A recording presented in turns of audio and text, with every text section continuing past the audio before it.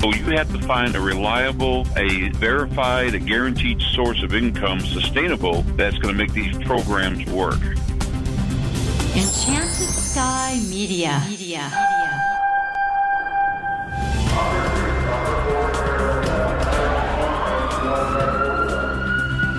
This is Code 3, the Firefighters podcast. Now, here's your host, Scott Orr.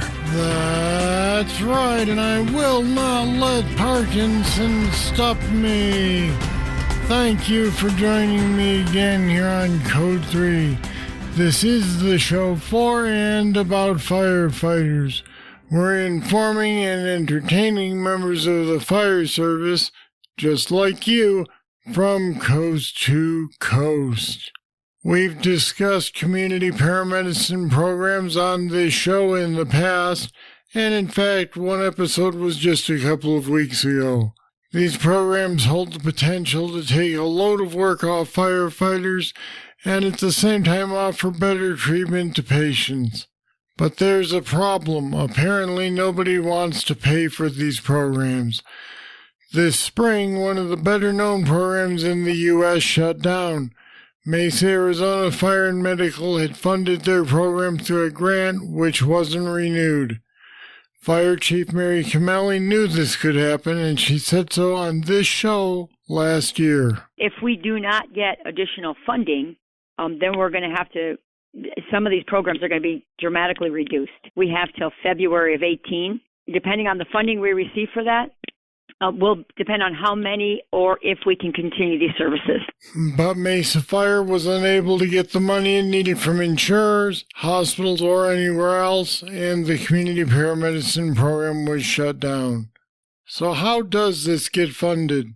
My guest today to talk about paying for community paramedicine programs is Chief Gary Ludwig.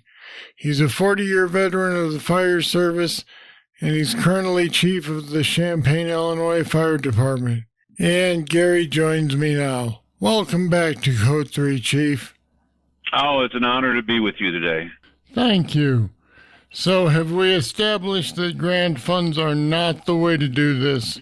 Well, I would say that grant funding sometimes is the kickoff to it, but, grant funding is not an ever-ending source of income, so it is unsustaining. Grant funding only goes so far, as we have found out, as Mesa found out, as other communities have found out, and so you have to find a reliable, a verified, a guaranteed source of income, sustainable, that's going to make these programs work.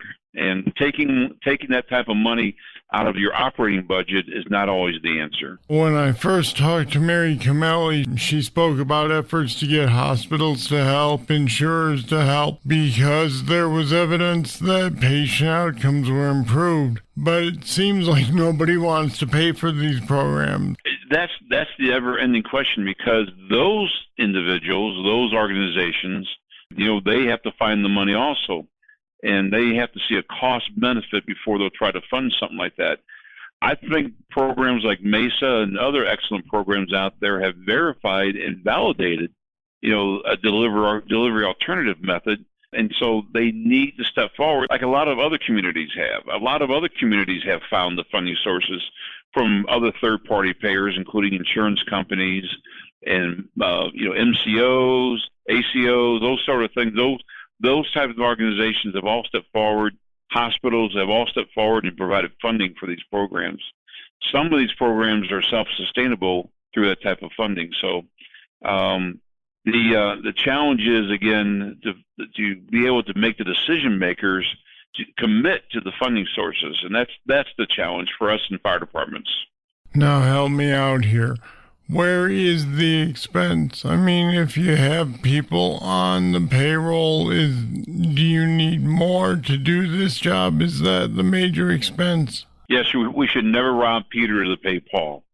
You shouldn't shut down engine companies. You shouldn't shut down ambulances to staff these types of programs.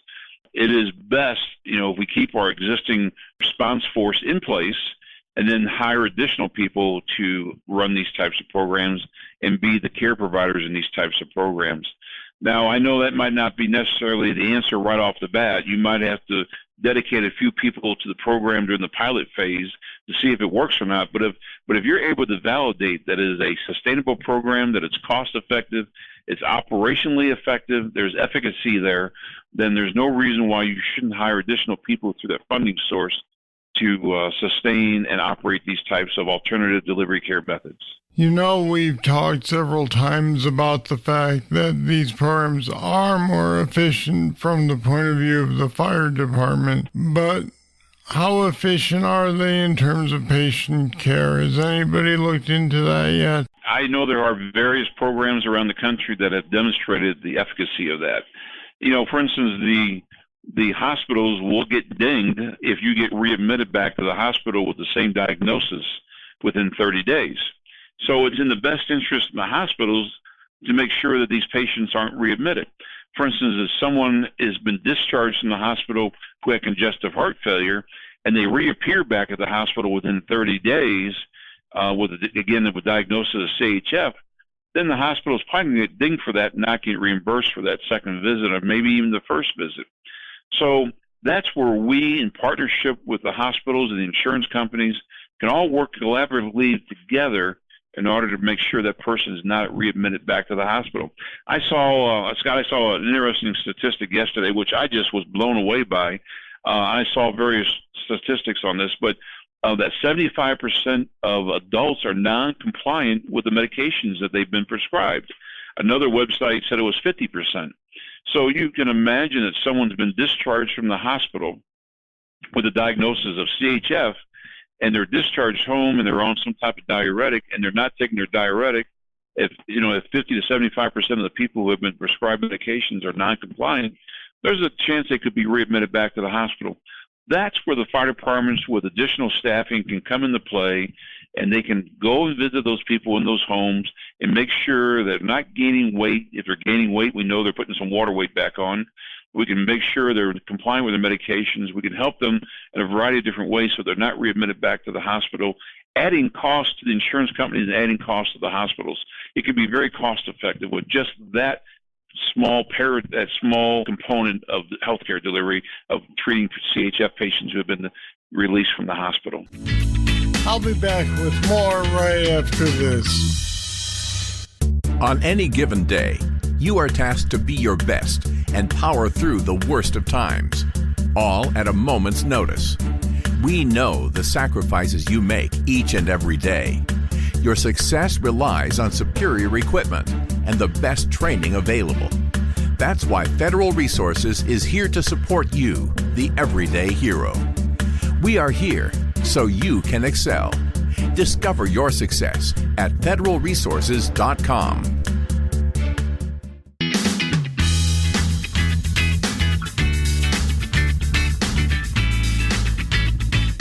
You know, it strikes me, and tell me if this is too simplistic, that maybe the case is that these healthcare providers need to be educated as to why community paramedicine helps them. Then again, the more I think about that, the more I realize that once again, we're looking at a limited pool of money. So I guess the question is, what can we do to pry the money out of these people to get them to pay for these programs that help them? What I recommend always, everyone, is when you approach these providers, then let me even back up a little bit here. I'm going to stress this. I see all kinds of fire departments saying, hey, I need to get in on the trend. I need to follow the rest of the group and also get into these alternative delivery care models of community paramedicine and other types of delivery. They don't start with the why. We always start with how are we going to do it, what are we going to do, and how are we going to do it. But they don't start with the why, and there's a good book out there, Start with the Why. So why are we doing it? So you need to start with that. And then how are we going to fund it? So, there's this rapid response, and we got to do this. We got to start treating patients and releasing them. We got to have somebody in a van that goes out and handles the low acuity, low priority patients. And so as a result of that, because we got to get the stress off the systems, but they're not asking all the other questions about why are we doing what we're doing, how can we do it more effectively, and how are we going to fund that. So using that as a foundation, what I just said, Scott, one of the things you need to do is you need to take that entire package, just like if you're making a business proposal, and go talk to your healthcare providers. Hopefully you have a relationship with them before you're even sitting down with them. Hopefully you're meeting once a month as a consortium in your community and talking about healthcare delivery, pre-hospital care delivery, that you're sharing information and exchanging information. If you're not doing that, you're missing the ball. Once you have that in place, again, one of the things that I have always advocated for is at least say, let's try this as a pilot. Even though I know you don't want to pay for it, even though I know I don't want you, it's going to be difficult for me to pry the money away from you. Let's try this as a pilot. Let's look at the data after it's all said and done, and let's see how efficient and how effective we are. And let's look at the downstream cost of what I was able to save your insurance company or what I was able to save your hospital in respect to how we are able to deliver care in an alternative fashion. Let's look back for a little perspective. Back in the good old days when paramedicine itself was just being developed, how did we integrate it into fire departments at that point? Well, it's interesting that you say that because I liken this to exactly what happened 40 years ago when the word paramedic came out. There was this push to have these firefighters who were trained to deliver these higher levels of care, but there was no standard curriculum. There was no standard methodology. There was no standard of scope of practice or care, so to speak. So you had these various systems around the country in Seattle, Miami, and Los Angeles, and Columbus, Ohio, where you had physicians kind of setting their own agenda and setting their own education and curriculum standards for what a paramedic should be. And so we're almost coming full circle, or we're almost repeating history to where we're at here some 40 years later with community paramedics. And that is, what is the scope of practice? What is their role? What is the standard? And we don't see that right now because different communities are doing different things in different ways. Now, I know the NFPA, the National Fire Protection Association, is looking at, or if they have not already, formed a technical committee on paramedicine. I think it might be the 451, NFPA 451 committee. I want to have to look that up while I'm talking to you. That will deal with trying to set some standards and trying to set some guidelines for what community paramedicine programs should look like. So to answer your question, how we came out with this in fire departments in the past was like we did 40 years ago. It was a potpourri approach, and we're moving towards, as anything is evolutionary-wise, we're moving towards an approach we're going to standardize this.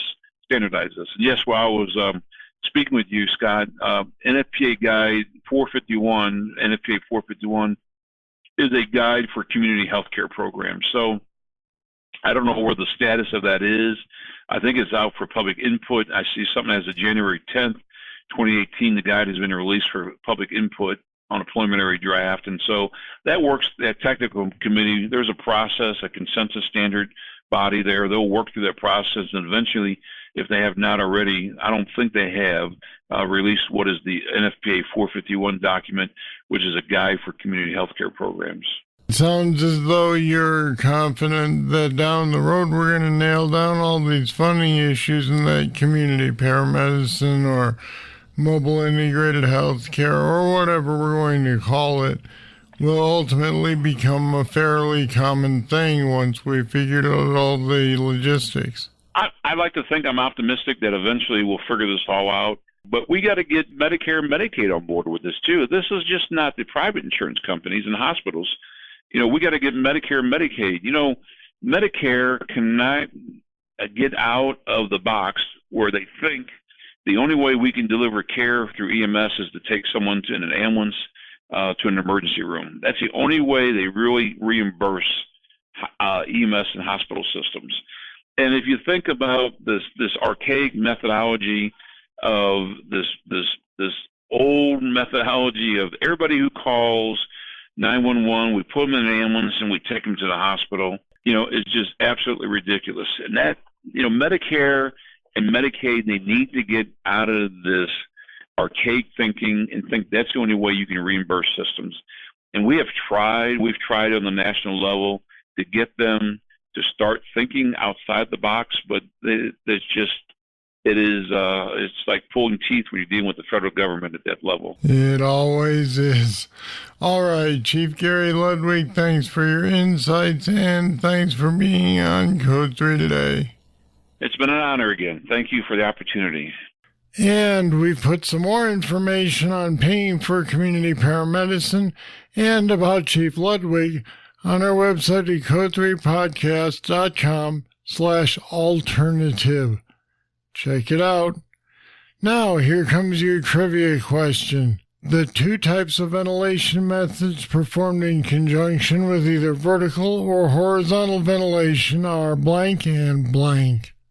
The answer right after this. Now's your chance to get your hands on Code 3 t-shirts, sweatshirts, and more. Show your support for the podcast that supports firefighters from coast to coast. Just go to code3podcast.com and click on the Code 3 store link. Or go to code3podcast.com/shop and tell the world that you're a Code 3 fan. Here's the trivia answer. The two types of ventilation methods performed in conjunction with either vertical or horizontal ventilation are mechanical and natural. That was pretty obvious. All right, that's it. That's all for this edition of Code 3. Thank you for listening. I'll be back next time with more. I'm Scott Orr, and until then, I'll see you later. Code 3 is a production of Enchanted Sky Media. To get in contact with us, visit code3podcast.com. And if you haven't subscribed yet, you should. Don't miss an episode. Find us at the Apple iTunes Store, Google Play, or wherever you get your podcasts.